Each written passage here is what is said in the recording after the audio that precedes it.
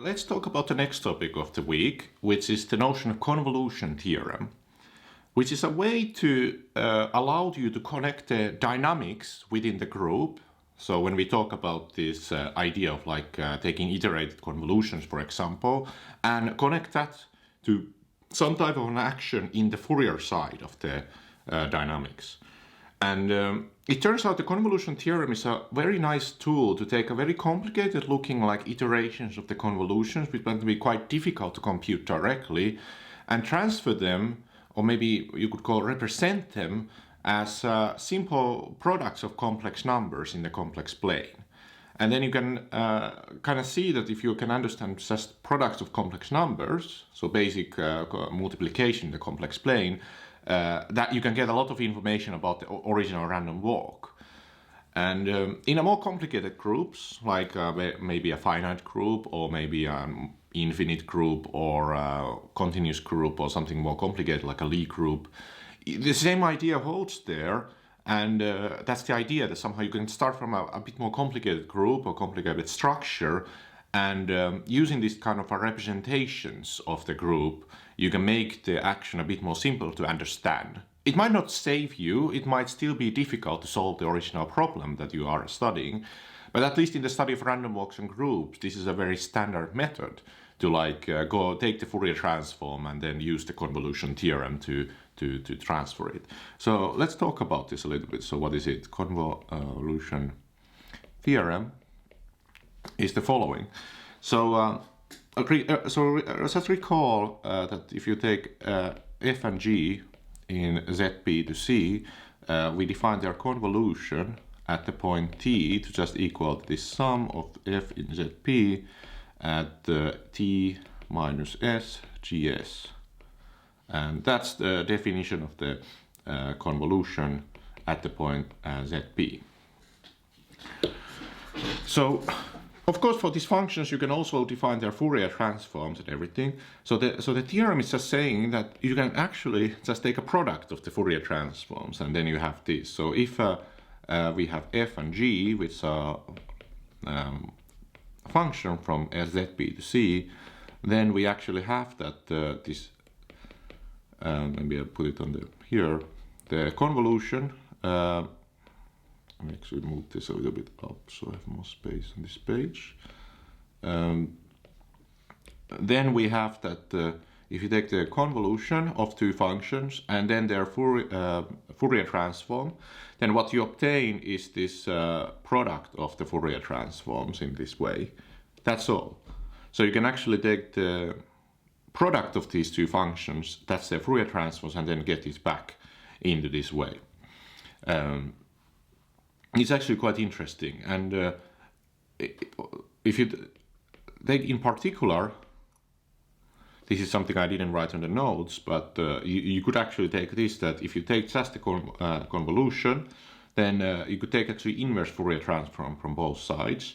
So you get the product of these two functions, and then you can take the inverse Fourier transform of the whole product, and then you can have this kind of funny representation of your convolution as a product of two functions and their inverse Fourier transform. It's a way to a little bit see this this connection a little bit.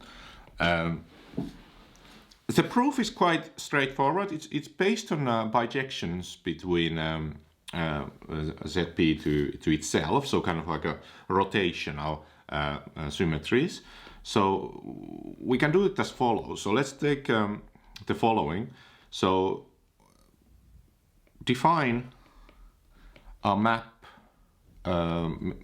for any s in zp. Let's call it actually, I would call it maybe define a map, I don't know what would be a good notation for this this thing. Let's call it a tau s from zp to zp for any z in zp as that tau of s at the point t is just equal to t minus s. So it translates to the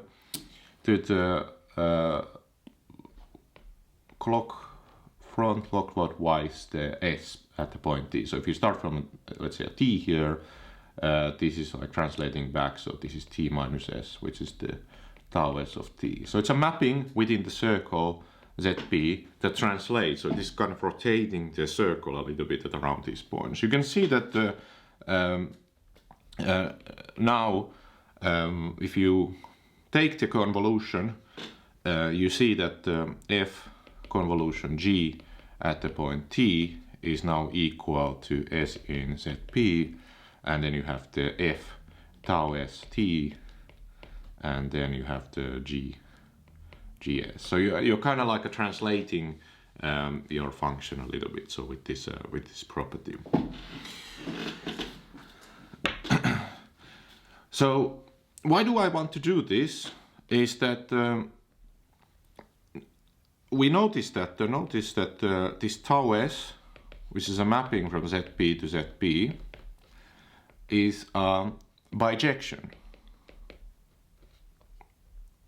I mean, it does just only translate the points on the point, so it only every point can be reached by a different point of the thing. It's a one-to-one mapping. So that if I take any function h, which is just the function h from zp to c, we have that the summation over this function, let's sum over, I think, t's in zp, and I sum over the values of this function. So basically just the values of the function, and I get this.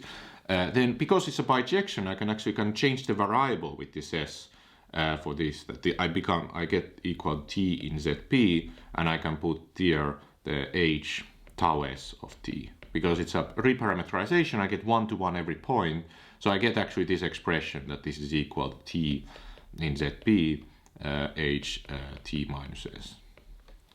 So that is now true for any s in zp. No matter what s you choose, this kind of expression is true for any h and for any function point s in zp. So it has this invariance.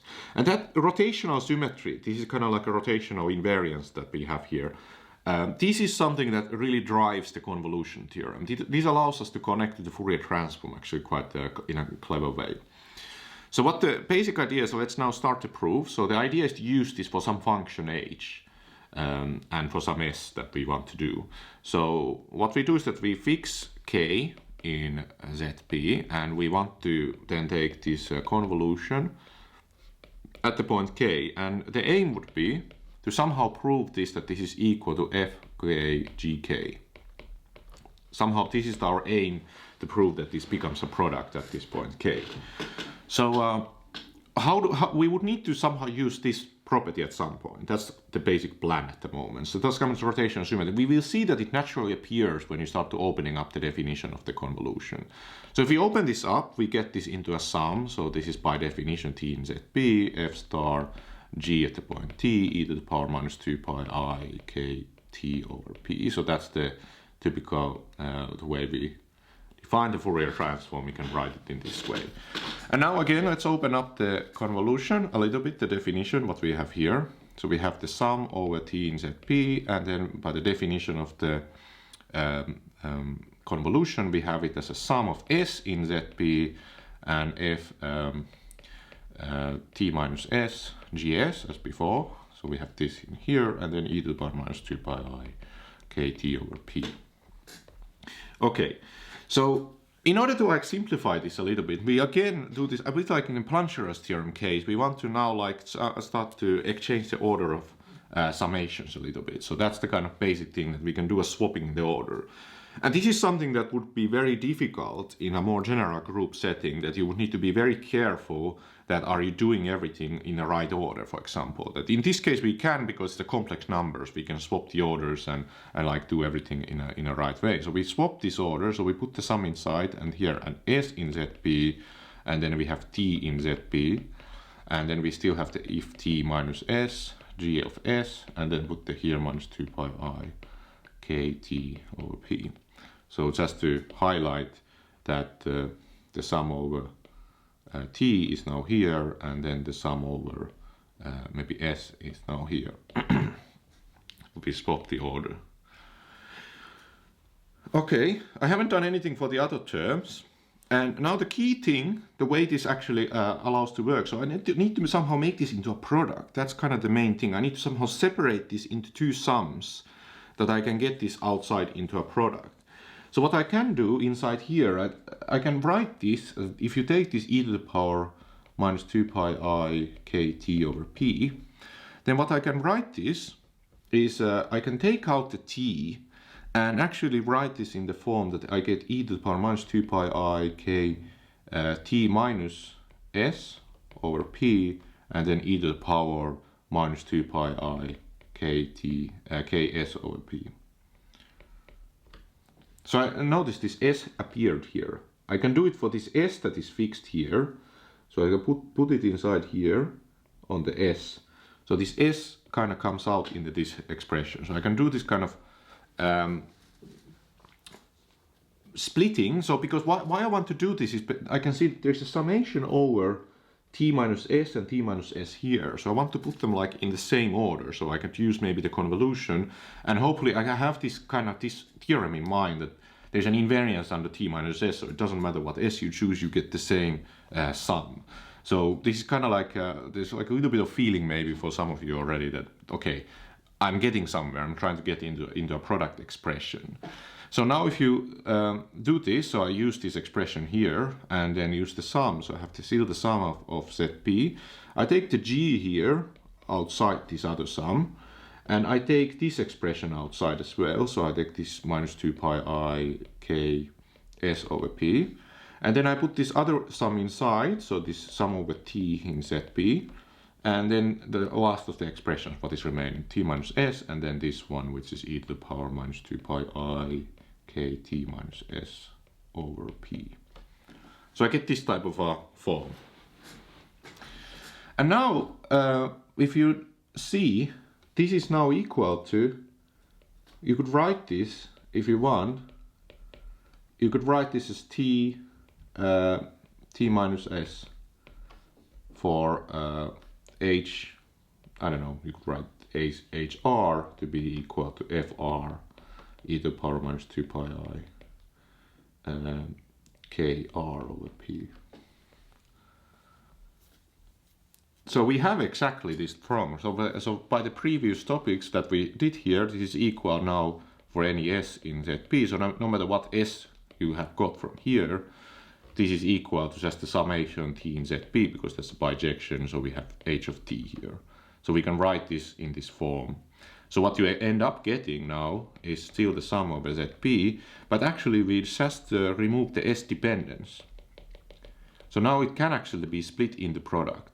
That's the main thing. So we actually remove the s dependence of this other sum, and we just have ft, so that's from the here, and then we have the other one. So what if they use the definition minus 2 pi I k t over p.